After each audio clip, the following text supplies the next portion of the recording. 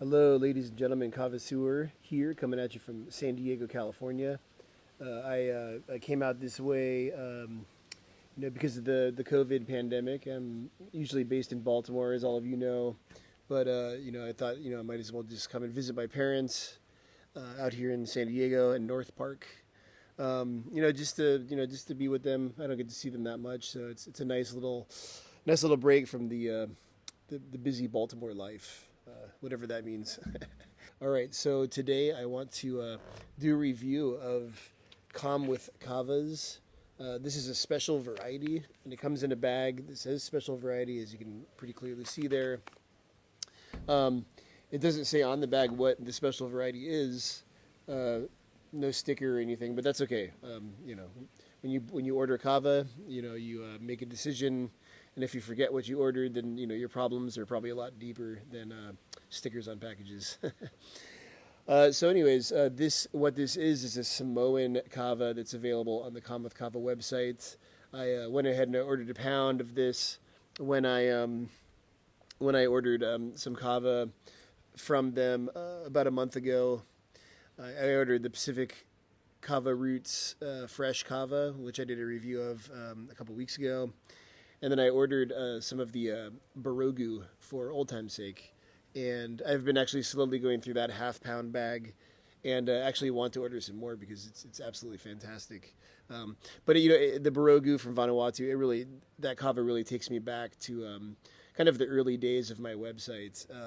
When Vanuatu Kava used to kind of be the majority of what you could find online. It was actually quite difficult to find non-Vanuatu Kavas. Knock them all at home. Obviously, they sell a lot of Vanuatu Kava.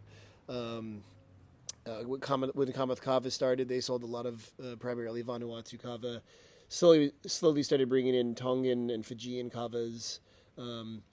But that's just how it was in the early years. Now we have all this variety. I've tried Kava from basically every country where it's grown now, including the United States.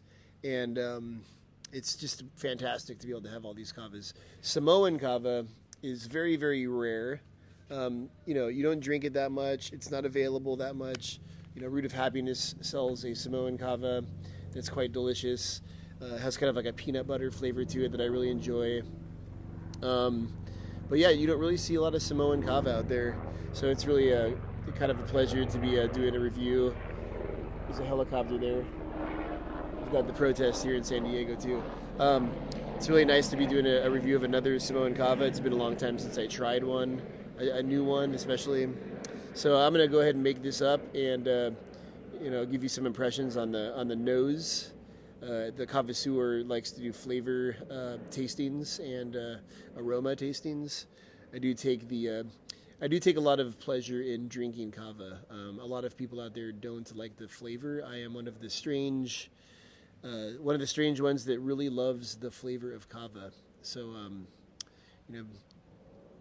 be that as it may, we'll get going here. Bula to the hula. All right, Kavasuer is back in action. I've made up a big bowl of this Kalm with Kava special Samoan. And just a note on the mix. All right, it's better. Just a note on the mix with this one. So I did like probably 4 or 5 tablespoons if you were to actually measure out how much I put in the bag. The grind is a little bit on the kind of strawy side, I would say. A lot of somebody just yelled something across the street. A lot of the the kavas that I typically buy, they have a kind of a medium grind, and when you put them in the strainer, they're a little bit like kind of a clay type texture when you squeeze. But this has a very kind of feels like you're squeezing straw. So it takes a little bit more effort, to be honest. And I feel like you have to use more kava. But it probably also weighs less. So, if you're buying a pound, you're buying a pound. So you might, it might be bulkier. take up more mass or something. But it also probably it feels like it has more coarse fibers in it. So that's just something to consider. Again, I have not tried this yet. I'm about to try it right now. Um, I've got a good color out of it. It's got a nice milky brown color, which I often associate with very good kavas. Um, Something floating in here. Get that out. All right, so here we go, folks. Enough talking. Time to shell. Time to get some of this good stuff down the hatch. All right. It's got a nice, creamy, kind of smells like a Fijian kava. Not a lot of peppery notes. Nothing that kind of makes you wince when you smell it. Smells like it's going to be smooth. Smells like it's going to go down easy. Bula.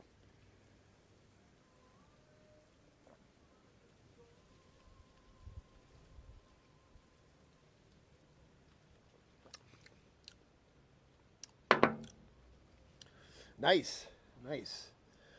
So definitely creamy and smooth. Almost a complete lack of peppery notes.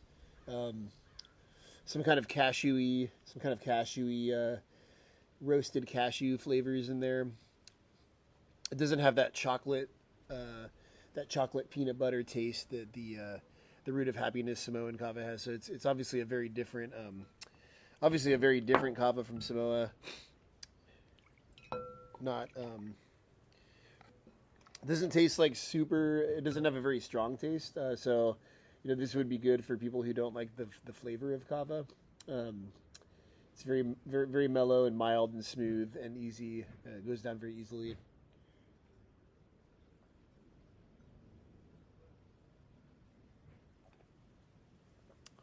Some nice numbing on the lips and tongue. Flavor, I'd say this is a good like 8 out of 10. It doesn't have the bite and the full body flavor that I associate with a strong kava. So the flavors, it's a good flavor, but it also kind of notes. It kind of suggests a lesser strength kava.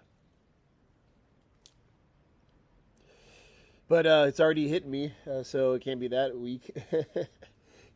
I don't know how many of you have watched all my videos, but I've been doing this for about 10 years, and one thing that I've noticed is that as you drink more kava and you get more experience with drinking kava, you learn to hear the kava. I like to say it that way.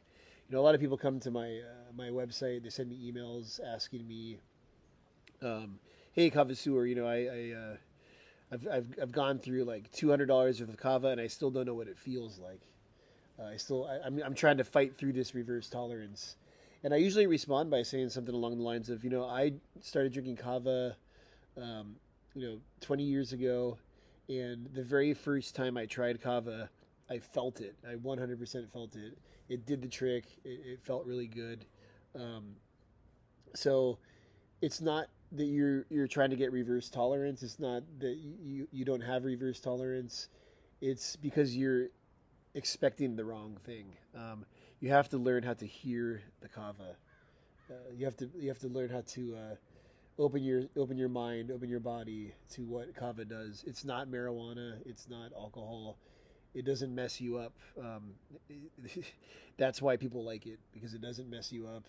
It just smoothens out the edges. It cuts the split ends. It really just it's a medicine. It's a medicine for people that have anxiety, or for people who want to sit around with their friends and talk for hours and kind of take the edge off. And if you drink a lot of it, usually you kind of get sick. So it's not one of these. It's not like any other kind of substance out there. And when you stop drinking it and you take a break from it, you don't have withdrawal. It's not addictive. So yeah, I think if you're coming into kava and you're a newbie and you're expecting it to make you hallucinate or pass out or something, you're going to be sorely disappointed. But anyways, I'm ranting a bit. Speaking of that, sorry, not speaking of the ranting, but speaking of what I was just discussing, Mike Mansell, who owned Kalm with Kava, who recently passed away, God bless his soul. He used Kava and understood Kava uh, for all the right reasons. He was really a promoter of, quality Kava that helps people, that people who struggle with depression, people who struggle with anxiety. He was really just, the ideal spokesperson in the industry, in the vendor space for promoting Kava. So his voice is sorely missed, and obviously his legacy lives on through his company. And I hope, on that note, that Combat Kava stays around. It looks like they're not going anywhere. They're still posting stuff, so I'm happy to see that. But all right, I need to shut this down and make sure I have some time left on my clock for final comments on the feeling of the Kava. Hula to the hula. All right, so during the break, hold on a sec.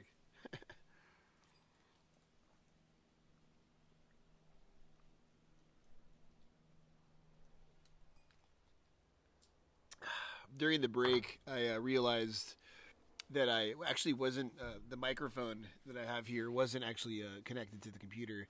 Uh, so the computer microphone was doing all the work, and well, what you see is what you get with the Cavasur. So I'm not going to go back and restart the video and pollute the rawness of the moment here.